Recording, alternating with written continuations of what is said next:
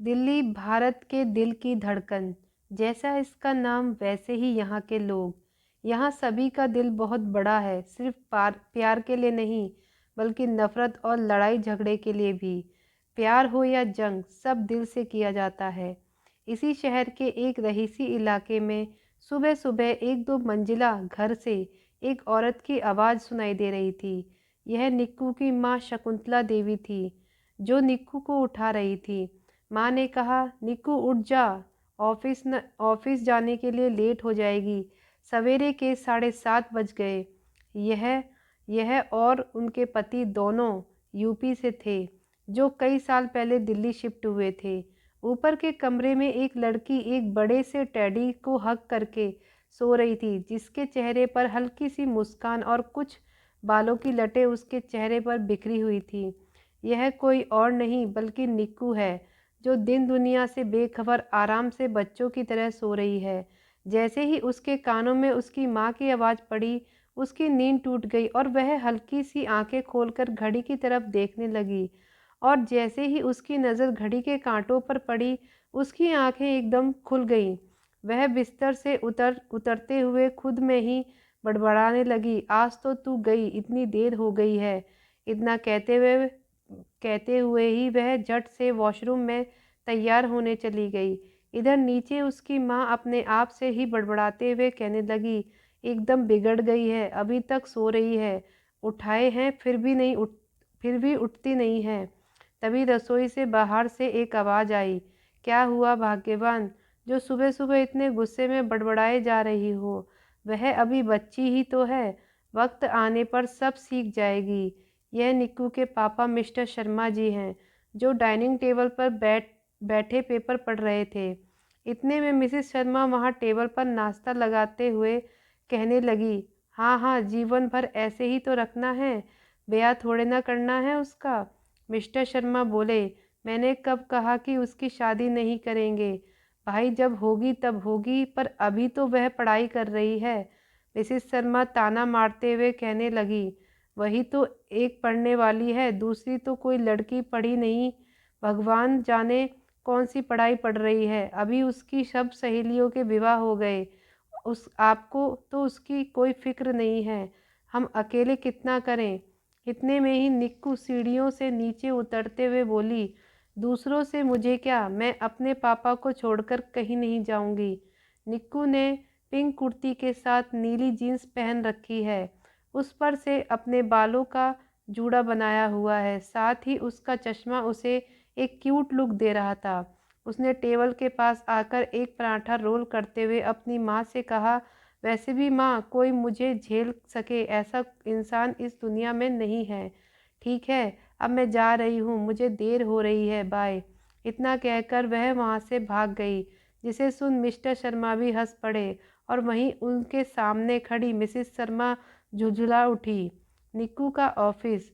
निक्कू जैसे तैसे भागते हुए आखिर सही वक्त पर अपने ऑफिस पहुंच ही जाती है। ऑफिस के अंदर निक्कू अपने सभी कलीग्स को गुड मॉर्निंग विश करते हुए अपनी चेयर के पास जा रही थी कि तभी वह टेबल से टकराकर नीचे गिर पड़ी। सब उसे देख हंसने लगे। निक्कू जल्दी से ज़मीन से उठते हुए खुद को ही डांटते हुए कहने लगी, तू भी ना क्या करती रहती है, एक काम तुझसे ठीक से नहीं होता, खुद का मजाक बनाने का कोई मौका नहीं छोड़ती। यह कहते हुए वह अपने आप को एक टपली मारती है और आकर वह अपनी चेयर पर बैठ जाती है। जैसे ही उसकी नज़र सामने बैठी टीना पर पड़ गई, तो वह मन में सोचने लगी, सुबह सुबह इसे क्या हुआ, इतना मुंह क्यों सड़ा रखा है। निक्कू और टीना काफ़ी अच्छी दोस्त थी। उनकी मुलाकात यहीं ऑफिस में हुई थी और तब से वह हमेशा साथ ही रहते थे। निक्कू ने उससे प्यार से पूछा, ओए क्या हुआ, जो सुबह सुबह ही मुंह सड़ा रखा है, कहीं किसी लड़की ने तेरे रोहित को तो नहीं उड़ा लिया। रोहित टीना का बॉयफ्रेंड है। टीना ने कोई जवाब नहीं दिया, जिसे देख निक्कू हंसने लगी और फिर से पूछा, क्या हुआ तुझे। टीना ने निक्कू की बात को नज़रअंदाज करते हुए अपना चेहरा फेर लिया। निक्कू फिर उसके सामने आकर अपने मजाकिया अंदाज में बोली, अगर खता है हमारी तो सजा दीजिए, बस एक बार हुजूर थोड़ा मुस्कुरा दीजिए। इतना कहते ही निक्कू ने उसे आंख मार दी। यह देखकर टीना ने भी बेरुखी से कहा, मैं कौन होती हूँ तुझे सजा देने वाली? तू जा अपना काम कर। और एक बार फिर वह अपना मुंह बना लेती है, जिसे देख निक्कू थोड़ा कंफ्यूज होते हुए उसे दोबारा पूछती है, अरे बाबा क्या हुआ है, कुछ बोल भी अब, क्यों इतने गुस्से में है? टीना ने अपनी चुप्पी तोड़ते हुए कहा, जैसे तू मुझे सब बताती है, खुद बिना बताए जा रही है मुझे छोड़कर, और ऊपर से बड़ी ही भली बन रही है। निक्कू ने भी आगे कहा, मैं कहीं जा रही हूँ, वह भी तुझे छोड़कर, और मुझे ही नहीं पता, मतलब कमाल है। टीना ने भी उखड़ते हुए कहा, हाँ तू जा रही है, वह भी कल शाम को ही। यह सुनते ही निक्कू की जोरदार हंसी छूट गई और उसे समझाते हुए कहने लगी, तू तो ऐसे कह रही है जैसे मैं हमेशा के लिए जा रही हूँ। मैं सिर्फ 2 हफ्तों के लिए जा रही हूँ, क्योंकि मेरे कज़न की शादी है, मेरी नहीं, समझी बुद्धू? टीना बच्चों की तरह अपना मुंह बनाकर कहने लगी, पर तू जा तो रही है, मैं किसके साथ टाइम स्पेंड करूँगी? निक्कू ने उसे थोड़ा प्यार जताते हुए कहा, ओ मेरा प्यारा बच्चा, मैं जल्दी आ जाऊँगी, वैसे भी रोहित तो है ना तेरे साथ टाइम स्पेंड करने के लिए। टीना ने निक्कू की बात सुनकर कहा, हाँ बिल्कुल, क्यों नहीं, क्या हुआ जो तू नहीं है? तो बस थोड़े दिन की बात है, पर तू वादा कर कि तू जल्दी आ जाएगी। निक्कू ने आगे कहा, वादा बाबा, मैं जल्दी आने की कोशिश करूँगी। अब काम कर ले वरना बॉस कच्चा चबा जाएंगे। फिर कुछ सोचकर निक्कू उससे बोली, बात बात रही मिस करने की, तो यह मोबाइल किस लिए है, जब मर्जी कॉल कर लेना। तो टीना ने भी चाहते हुए जवाब दिया, तो हाँ यार, मैं तो भूल ही गई थी कि मैं तुझे रोज़ कॉल करके परेशान करूँगी। निक्कू ने कहा, ओके बाबा कर लो अब, ठीक। फिर दोनों अपने अपने काम में लग गई। उनका पूरा दिन काम करते हुए बीत गया। ऑफिस का टाइम ओवर हो गया और सब अपने घर के लिए जाने लगे। निक्कू और टीना भी सबको बाय बोलकर जा रहे थे। तभी पीछे से किसी ने निक्कू को आवाज़ लगाई। जब दोनों पीछे मुड़े तो सामने गौरव खड़ा था। लंबा गोरा चिट्टा एकदम जेंटलमैन टाइप लड़का है, जो इनके साथ ही इसी ऑफिस में काम करता है, और ऑफिस की कई लड़कियां इन जनाब पर दिल हारे बैठी है। गौरव भी जाते हुए निक्कू से कहने लगता है, निक्कू मुझे कुछ बात करनी है तुमसे। निक्कू ने जवाब दिया, जल्दी बोलो, मुझे देर हो रही है।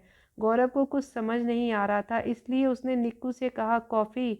निक्कू ने चलकर कहा, तुम्हें कॉफ़ी पीनी है या बात करनी है? सोच लो, मेरे पास ज़्यादा टाइम नहीं है, समझे?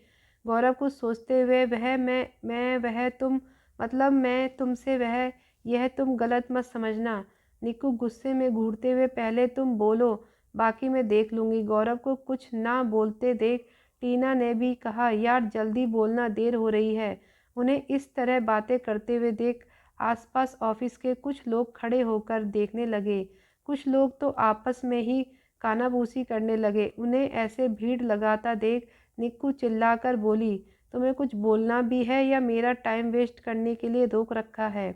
गौरव एक बार फिर से बोलने की कोशिश करता है, वह तुम ऑफिस मैंने देखा, वह तुम मैं, अच्छा हम साथ। निक्कू दोनों हाथों को फोल्ड करते हुए कहा, मुझे लगता है कि मैं पूरी दुनिया में एक पागल हूँ, पर तुम तो मुझसे भी बड़े पागल हो। गौरव ने कहा, वह तुम मुझे इतना सीरियस लुक मत दो यार, डर लगता है मुझ तुमसे। मेरी छोड़ो, अपनी बात बोलो। अगर नहीं बोलना तो मैं चलती हूँ। गौरव ने कहा, नहीं ऐसी कोई बात नहीं है, बस 2 मिनट, मैं दोबारा ट्राई करता हूँ। करो ट्राई। गौरव अपनी पूरी हिम्मत जुटाते हुए एकदम से वह एक सांस में बोल पड़ा, वह मैं जब से तुम्हें देखा है तब से मैं एक ही बात बोलना चाहता था कि मैं तुम्हें बहुत ज़्यादा पसंद करता हूँ और तुमसे शादी करना चाहता हूँ। यह सुनते ही निक्कू और टीना की आंखें बड़ी हो गईं। वह दोनों एक दूसरे को हैरानी से देखने लगे। आसपास के लोगों के मुंह खुल गए, खुले के खुले रह गए। वह तो बस अब निक्कू के रिएक्शन का वेट करने लगे। गौरव की बातें सुन टीना का तो मुंह खुला का खुला रह गया, वहीं निक्कू का तो पारा ही चढ़ गया। निक्कू उसे गुस्से से घूरने लगी, वहीं गौरव के तो पसीने ही छूटने लगे। ऑफिस में सबको यह बात अच्छे से पता है कि निक्कू को यह सारी बातें बिल्कुल भी पसंद नहीं, इसलिए कोई भी निक्कू से के ज़्यादा क्लोज नहीं जाते थे। पर आज तो गौरव ने हिम्मत करके अपने दिल की बात बोल ही दी, जो वह इतने दिनों से बोलना चाह रहा था। निक्कू की तरफ से कोई जवाब न आते देख गौरव हिम्मत कर एक बार फिर बोल पड़ा। तुम्हारा जवाब? निक्कू ने गुस्से में पूछा। मेरा नाम क्या है? गौरव ने डरते हुए कहा। निक्कू। पर वह निक्कू ने चिढ़ते हुए तेज आवाज में एक बार फिर पूछा। मेरा पूरा नाम? गौरव ने डरते हुए जवाब दिया। निकिता कुमारी शर्मा। निक्कू ने तेज आवाज में एक बार फिर से पूछा। और मुझे क्या नहीं पसंद? गौरव ने डरते हुए जवाब दिया। तुम्हें रिलेशनशिप और शादी की बातें नहीं पसंद हैं। पर निक्कू ने गुस्से से उसका कॉलर पकड़ते हुए कहा, जब पूरा ऑफिस जानता है तो साला तू कौन सी खेत की मूली है जो मुझे प्रपोज करने आ गया? गौरव की कॉलर पकड़ते हुए कहने लगी, साला तुम जैसों की वजह से ही लड़कियां सेफ फील नहीं करती। लड़की देखी नहीं कि लार टपकाने लगते हो। तुम जैसों को तो फांसी पर लटका देना चाहिए। गौरव ने डरते हुए कहा, पर मैं तो बस तुमसे शादी के लिए पूछ रहा हूँ और तुम ऐसे बोल रही हो जैसे मैंने तुम्हें छेड़ रहा हूँ।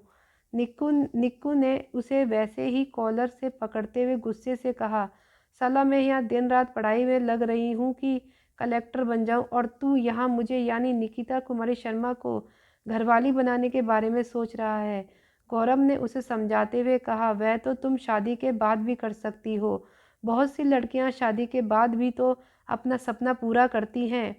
यू डॉग, तुम जैसों के लिए अपने पापा को छोड़कर जाऊंगी, सोच भी कैसे लिया? टीना ने बात बढ़ती देख आगे जाकर निक्कू का हाथ गौरव के कॉलर से हटाते हुए कहा, छोड़ दे निक्कू, जाने भी दे, आगे से नहीं करेगा। बात बिगड़ते देख आसपास जो भी ऑफिस के लोग थे वह भागकर बीच बचाव करने वहां दौड़कर आ जाते हैं।